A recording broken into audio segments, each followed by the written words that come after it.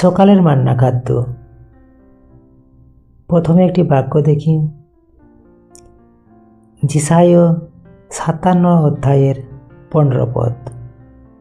কারণ যিনি অনন্তকালে বাস করেন, যার নাম পবিত্র, তিনি এই কথা বলেন, আমি উচ্চ ও পবিত্র স্থানে বাস করি, আবার চূর্ণ ও নম্র আত্মার সঙ্গেও বাস করি, যেন নম্রদের আত্মা সঞ্জীবিত করি। আরেকবার বলি। কারণ যিনি অনন্তকালে বাস করেন, যার নাম পবিত্র, তিনি এই কথা বলেন, আমি উচ্চ ও পবিত্র স্থানে বাস করি, আবার চূর্ণ ও নম্র আত্মার সঙ্গেও বাস করি, যেন নম্রদের আত্মা সঞ্জীবিত করি।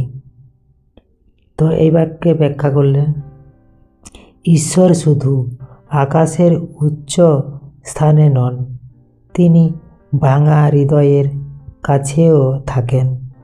মানুষ ভাবে আমি ভেঙে গেছি, ঈশ্বর আমাকে নেবেন না, কিন্তু এই বাক্য ঠিক উল্টো কথা বলে। নম্র ও চূর্ণ হৃদয়েই ঈশ্বরের বাসস্থান। এই বাক্য আমাদের আশা দেয়, ভাঙা অবস্থাতেই ঈশ্বর সবচেয়ে কাছে আসেন। ধন্যবাদ। ঈশ্বর তার আপন বাক্যে প্রত্যেকে আশীর্বাদ করুন। তো এখন একটি আমরা প্রার্থনা দেখি এই বাক্যসূত্র ধরে। হে পবিত্র ঈশ্বর, আপনি মহান হয়েও আমার কাছে আসেন। আমি ভেঙে পড়েছি, লজ্জিত ও দুর্বল, তবুও আপনি আমাকে ত্যাগ করেননি।